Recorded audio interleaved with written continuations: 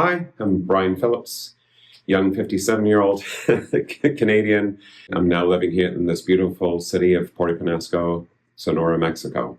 Hey, Gen Max, you just met Brian, and I'm Brighton, and I'm almost retired in Mexico, helping folks like you make that move to Mexico. So we're going to hear Brian's story of how he moved here from Canada and also what he's doing here, rent, whether he speaks Spanish, all those kind of good things that we normally cover in an interview. So let's get to Brian's story before moving to Mexico. That's kind of where I like to start the story. Long story short, I had visited Mexico many times before. It's one of the most popular holiday destinations from Canada. And I've always loved the people, the food, the culture, the families. Just there was just a vibe here that was just loving and caring. Even staying in five-star resorts, I was always finding people that would invite me to their family for a picnic, a meal, a celebration, or something like that. And I've always found that very beautiful. So Canada and COVID and we were locked down way worse than even California because I was there and I know it. So working in healthcare for 28 years, I needed a break. I needed some freedom, so to speak. And as a Canadian, I can only be in the US for a certain period of time. And the decision was made in 2022 that, what's south of the U.S.? And, Mexico. I like Mexico, but I was a little bit concerned with crossing the border. I'd never driven into Mexico. I quickly got over that and just like, oh, wow, it's super easy and people are just super friendly. And anytime if I ever stopped a vehicle, somebody would stop. Oh, do you need help? Do you need help? And I'm just like, this is a beautiful, lovely, amazing place. I've stayed in a few different places, Rosarito, and then I was in El Golfo to Santa Clara, which is more like a fishing village, beautiful, peaceful, quiet, lovely little place to visit. But then friends were telling me I definitely have to come to Puerto Peñasco and kind of see what that's like. And the first day I was here was, this is my place. This is where I want to be, live, try and my skills are being an acupuncturist, energy worker, hypnotherapist. I've worked alongside rheumatologists and other doctors in Canada for almost 3 decades. So why not use some of those skills to try and help the people here? And I'm not retired yet, so I had to figure out a way of also still working for a period of time. And, I just fell in love with it, close to the beach. The rent here is very inexpensive compared to anything in the US or Canada. And the community, especially in this El Mirador area, is just amazing. If you need help or you need assistance, or if I'm ever at a pub and I've just forgotten my wallet, really, there's no way I can leave. No, somebody's going to help me out, even if I don't say anything. They're going to step in and no, don't go home. Here, I'll help you out. Don't worry about it, sort of thing. Like it's just and that could be a Mexican or a gringo sort of thing. The community here is just absolutely amazing, and people look after each other. Well, we're going to talk about rent and things like that, but I want to talk about this neighborhood first because we're in El Mirador. So let's get the idea of where this is in Puerto Peñasco and what this neighborhood kind of has to offer. Like many places in Puerto Peñasco, we're just off the Sea of Cortez. Rocky Point, this beach here is a little bit rockier, a little bit more shells on it than some other areas. And you have to be aware if you're a swimmer, when the low and high tide are. So, you have to be a little bit careful, but it's quite calm here. It's definitely one of the most southern parts, a little bit, east of Sandy Beach and some of the more touristy areas. Sandy Beach is also very beautiful. I mean, you're not within walking distance of kind of everything that you kind of want to see. I love it here in the sense that, for 2 weeks, I won't even start my car. I just can walk to at least 8 different pubs, bar. I mean, not that you have to be a drinker, but there's trivia night and singo and bingo, and there's just different events. The music scene here is amazing. There's a few bands here like no one knows, and there's many other ones, but depending on your taste of music. But they play at these local areas. You can walk. They're dog friendly, or most of them are dog friendly, and it's just it's just a beautiful place to see quite a variety of different, or enjoy quite a variety of different entertainment, music, and just the people. The people are just lovely. Every night's a different chat with somebody about something different. And it's safe walking distance. I mean, you can walk at 2, 3 in the morning, and I know many 70-year-old single ladies that will do that here, and there's no fear, there's no worries. I'm sure you can find trouble if you're going to look for it, but in general, this area is super safe, and we're all looking after each other. Like it's like you're in a family. Yes, this is kind of more the downtown area, essentially. So let's talk about this specific place and what it costs to rent it. It's a fairly simple but nice, safe, gated 2-bedroom, 1 bath. The monthly rent at the moment is 6,500 pesos, and that includes water and trash. It does not include gas, so that's the only extra expense that you have to look at. That's quite a reasonable price for this area, especially because it is quite safe and desirable. But one can definitely look around and find something similar here. Yes, definitely. If you're looking for one of the better deals in town, doing it by foot is the way to do it. That's the way you're going to, meet people, word of mouth, seeing a for rent sign in a window. That's the way you get the best deals in Mexico. You don't necessarily find them on Facebook Marketplace or going through a realtor.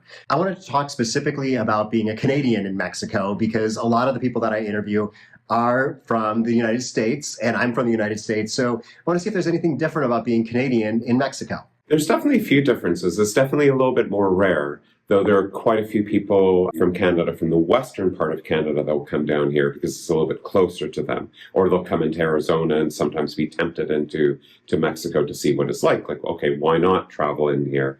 If it seems still like it's a rare thing that a lot of people are just very scared of crossing the border. And I don't know how to explain it. I mean, you have to experience it yourself, but it literally is one of the easiest things to do, especially anywhere in this area. I'm sure there are some border crossings where you have to be a little bit more concerned or possibly not do that during night.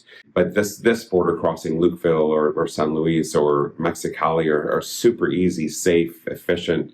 It's very simple process. So as a Canadian here, I mean, the dollar to the peso is definitely much lower, or trying to change dollars to pesos is a more difficult thing. So you definitely have to figure out and try to get that organized before you come. But there are Canadians here, especially during the winter months. There are some people that have just fallen in love with it, like myself, and they stay here full time. And we're all treated, I think, just like the people in the U.S.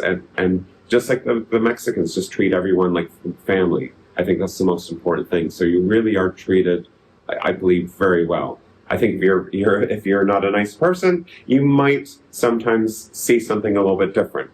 But in general, even then, the Mexicans will kind of turn an eye and just try to be nice to everybody. They want everybody to feel this is their home and everyone's invited. Well, let's specifically address healthcare, because those of us from the United States are used to, you have to have insurance because it's all private and it is very expensive, and now it is very slow. So let's hear the perspective of someone who's Canadian with a different healthcare system coming into the Mexican healthcare system. Working in our healthcare system in Canada for almost 3 decades, I definitely have some understanding of the good and bad. The good definitely being that it's universal and you're not worried about costs or expenses. You feel sick or something's going on, it's fairly easy to see a doctor within a certain amount of time and to at least have some tests done. I mean, you're not worried about what the expense is going to be.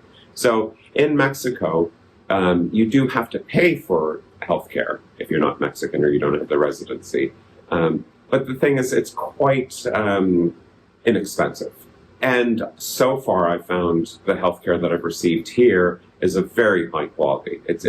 One doesn't have to worry about having, a very poor doctor or being misdiagnosed with something. You're actually going to get quite good care here, and most people are amazed with how inexpensive it is.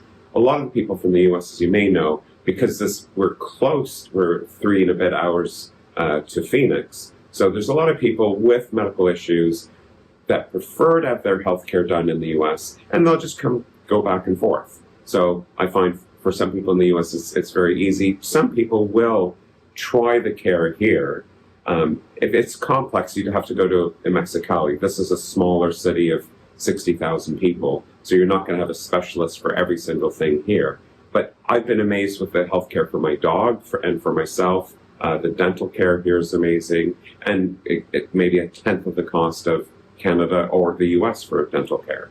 So switching gears just a little bit here, Brian does have a business here. So he is not retired, maybe almost retired, maybe. So let's hear a little bit about that. I will never retire. There's something, a gift, a curse of being able to help people and help them get rid of pain or some suffering ailments. The Eastern form of medicine looks at the body in a very different way. So I'm honored to be able to, wherever I am, I can help people with these issues if they're open to receiving that knowledge, wisdom, treatment. Most people are scared of acupuncture, just like people are scared of coming to Mexico, but the Japanese style I use, the needles look like a human hair, they're rounded, there is no pain, there's no discomfort. Most people, after I've done 10 points, I mean, they have to look that there's actually something there. So it's an honor to serve the tourists and the gringos here, but also I've treated a lot of the Mexican people here because I'm the only acupuncturist really in town, or the only licensed acupuncturist. So it's just a small little business that I run out of this apartment. So 1 bedroom's the clinic, 1 bedroom's where I sleep, and for 99% of the people here, that's fine. As I said, this is a very small, close-knit community, and once people hear that you do a good job, if it's going to help them with their health, they'll invest that little bit of time and effort and see through see that it doesn't have to be a professional clinic on the main street sort of thing. Like, people are kind of open to that, which is lovely. Okay, great. So let's get a tip, because I always like to wrap up my videos with a tip that's perfect, especially if you're Canadian. This is the tip for you. The tip would be definitely to travel first, to see. Mexico is such a large country. I mean, we're coming from different places that have completely different temperatures and climates, and there's places with mountains, and here this is more like a desert area. I love the sea. I'm swimming in that every day, even in the wintertime, which proves that I'm Canadian. But Canadians, we can do this. So it's definitely to see what area you might like. For the cost of living, the benefits, for just the community, like knowing that if I'm going to retire here and stay here for the rest of my life, which is my plan, that I'm going to be taken care of in my old age, that there's those options, and it's going to be with love and respect.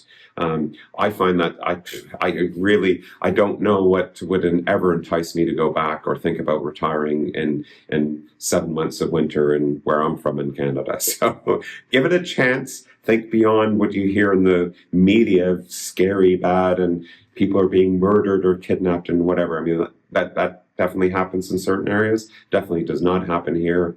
So this is a very safe place. I stand by that. Yeah, so true. There are parts of Mexico that are very scary, but the parts typically where foreigners choose to locate are not those parts. So we have a certain privilege being from outside the country, in that we can relocate into whatever part of the country we want to locate into. And so we're not going to choose the areas that have more of a crime problem. So I've got a video about that, and that one will be down here about kind of crime in Mexico. Otherwise, I've got some videos of other folks who've relocated to Mexico. So you can see how, what I like to do is bring a broad range of people to show you who has all done it. So watch those videos next. And from Puerto Peñasco, I wish you were here. Hasta luego.